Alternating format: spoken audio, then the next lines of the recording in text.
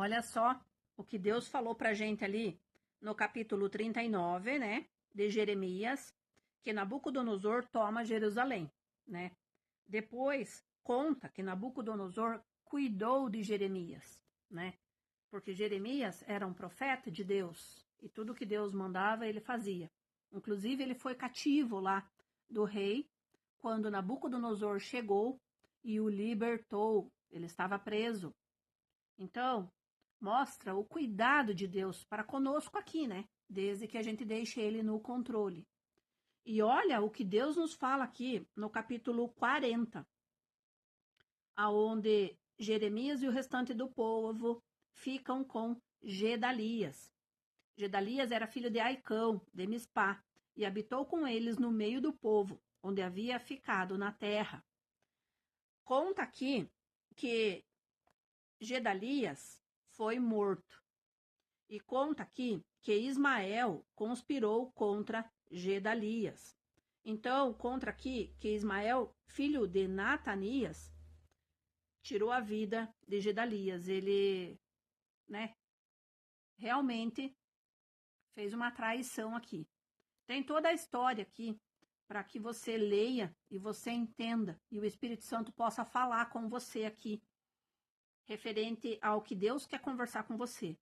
Diz assim, ó: Gedalias, filho de Aicão, a Joanã, filho de Sereá, não façam tal coisa, porque isso que falas contra Ismael é falso. Aí conta aqui que no 7º mês veio Ismael, filho de Natanias, filho de Elisama, da família real, e 10 homens, capitães do rei, com ele, Gedalias, filho de Aicão, de Mispá, e ali comeram pão juntos em Mispá. Dispuseram-se Ismael, filho de Natanias, e os 10 homens que estavam com ele, e o feriram à espada. Gedalias, filho de Aicão, filho de Safã, matando assim aquele que o rei da Babilônia nomeara governador da terra. O que está contando aqui é exatamente sobre a traição, né? Eles acabaram traindo a pessoa que estava no poder, que foi colocado no poder ali, né? Então, a gente lendo ali a sequência, conta o que aconteceu depois que eles fizeram isso, né? E ali no capítulo 42, conta sobre Jeremias exorta o povo a não ir para o Egito. Olha o que eles fizeram depois disso que aconteceu, né? Então chegaram todos os capitães do exército e Joanã, filho de Sareá. Então chegaram todos os capitães do exército e Joanã, filho de Careá, e Jezanias, filho de Rosaías, e todo o povo, desde o menor até o maior, e disseram a Jeremias, o profeta: apresentamos-te nossa humilde súplica, a fim de que rogues ao Senhor teu Deus por nós e por este resto, porque de muitos que éramos, só restamos uns poucos, como vês com teus próprios olhos, a fim de que o Senhor teu Deus nos mostre o caminho por onde haveremos de andar, e aquilo que havemos de fazer. Respondeu-lhe Jeremias o profeta: já vos ouvi, eis que orarei ao Senhor vosso Deus, segundo o vosso pedido. E eles ainda falam assim, ó: seja ela boa ou seja má, obedeceremos à voz do Senhor nosso Deus, a quem te enviemos, para que nos suceda bem, e obedeceremos à voz do Senhor nosso Deus. Olha o que eles falaram aqui. Leia lá a sequência de tudo e olha o que Jeremias respondeu, o que o Senhor respondeu da oração de Jeremias para eles. E olha que eles não obedeceram. Então fala assim, ó: assim diz o Senhor dos exércitos, o Deus de Israel: se tiverdes o firme propósito de entrar no Egito e fordes para morar, acontecerá então que a espada que vos tomeis vos alcançará na terra do Egito, e a fome que recaís vos seguirás de perto, e os passos no Egito, onde morrereis. Assim será com todos os homens que tiverem o propósito de entrar no Egito para morar. Morrerão a espada, a fome, a peste. Não restará deles nenhum, nem escapará do mal que farei vir sobre eles. Porque assim diz o Senhor dos Exércitos, o Deus de Israel: como se derramou a minha ira e o meu furor sobre os habitantes de Jerusalém, assim se derramará a minha indignação sobre vós, quando entrardes no Egito. Deus mandou Jeremias orientar eles que não eram para eles ir. E eles falaram ali que se fosse uma negativa do Senhor, se fosse um não dele, eles não iriam. Mas olha o que aconteceu. Porquanto vós, à custa da vossa vida, e vós mesmos vos enganastes, pois me enviastes ao Senhor vosso Deus, dizendo: ora por nós ao Senhor nosso Deus, e segundo tudo o que disser o Senhor nosso Deus, declaramos que assim o faremos. Jeremias questionando eles, que eles tinham feito uma promessa e eles não estavam cumprindo. No 43, já diz assim, Jeremias é levado ao Egito pelo povo. Além deles fazerem errado, eles ainda levaram Jeremias junto. Eles ficaram revoltados com as coisas que Jeremias falou, que Deus mandou falar para eles. O Senhor seu Deus o enviará. Então falou Azarias, filho de Rosaías, e Joanã, filho de Careá. E todos os homens soberbos, dizendo a Jeremias: é mentira isso que dizes, ó Senhor nosso Deus. Não te enviou a dizer: não entreis no Egito para morar. Baruque, filho de Nerias, é que te incita contra nós, para nos entregar nas mãos dos caldeus, a fim de nos matarem e nos exilarem na Babilônia. Não obedeceu, pois, Joanã, filho de Careá, a nenhum de todos os capitães do exército, nem o povo, toda a voz do Senhor, para ficarem na terra de Judá. Então, eles acabaram levando aqui Jeremias, porque lá no versículo 6 do capítulo 43 diz assim,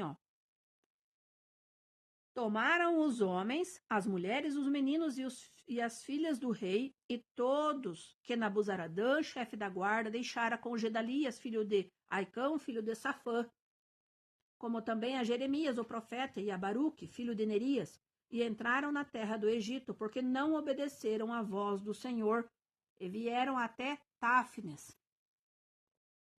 Então veio a palavra do Senhor a Jeremias em Táfnis, dizendo: toma contigo pedras grandes, encaixa-as na argamassa do pavimento que está na entrada da casa do faraó em Táfnis, à vista dos homens judeus, e diz-lhe assim: assim diz o Senhor dos exércitos, o Deus de Israel: eis que eu mandarei vir a Nabucodonosor, rei da Babilônia, meu servo, o Senhor está dizendo. E porei o seu trono sobre estas pedras, e encaixarei, ele estenderá seu baldaquino real sobre elas. Virá e ferirá a terra do Egito. Quem é para a morte, quem é para o cativeiro, quem é para a espada, lançará fogo às casas dos deuses do Egito e queimará, levará cativo os ídolos e despiolhará a terra do Egito como um pastor despiolha sua própria veste, e sairá dali em paz. Quebrará as colunas de Bet-Semes na terra do Egito e queimará as casas dos deuses do Egito. Deus falou para eles não ir e eles desobedeceram. E não é isso que acontece conosco. Quando Deus fala para nós não vá, Ele está nos mostrando, Ele está dizendo: saia do meio de pessoas, que eu não quero mais você no meio dessas pessoas. Encerra o ciclo, começa um novo ciclo, e você não ouve. Você é de dura cerviz. O que vai acontecer quando a gente ouve um não do Senhor e a gente não escuta? A gente vai se lascar. E é se lascando que a gente aprende. Quantas e quantas vezes a gente questiona o Senhor dizendo: por que isso não aconteceu? Porque eu tive que encerrar ciclos. Quantas e quantas vezes a gente não consegue obedecer a Deus?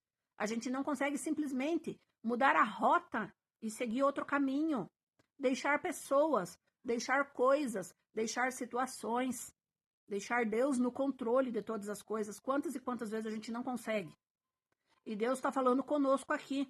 Toda vez que Ele tiver um plano e um projeto para a nossa vida, e a gente não mudar a rota, a gente não obedecer, a gente vai se lascar. Deus, o tempo todo mostra aqui que os servos dele, as pessoas que o honravam, as pessoas que o seguiam, tinham o livramento, tinham a proteção, e os que eram rebeldes pagavam o preço. E é exatamente isso que acontece. O mundo não mudou, quem mudou foi as pessoas. Deus continua no controle, mas ele precisa que você busque ele. Ele não vai vir se você não quiser buscar ele, se você não realmente tiver ele no controle da sua vida. Então, que a gente possa observar tudo isso e a gente possa rever as nossas atitudes e a gente possa realmente deixar Deus no controle. E a gente possa mudar a nossa rota, a gente possa buscar Deus o tempo todo. Meu Deus, são muitos testemunhos, são muitas coisas que a gente vê e vivencia no nosso dia a dia, que a gente vê a mão de Deus sobre nós o tempo todo. Deus é bom, Deus é misericordioso, mas Deus é justiça.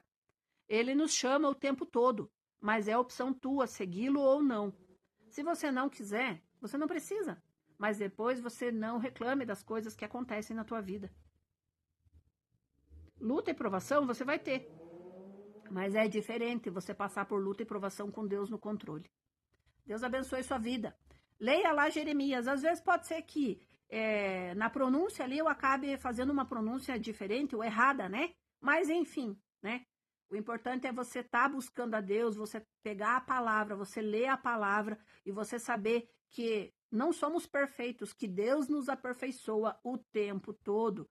Fale de Deus, busque a Deus, fale de Deus para as pessoas, mostre Deus às pessoas. Fácil? Não é fácil, mas que Deus possa nos dar uma sabedoria, um entendimento, que Deus possa nos dar domínio próprio, que Deus possa nos dar controle sobre a nossa vida, que a gente possa controlar o nosso emocional, a nossa carne.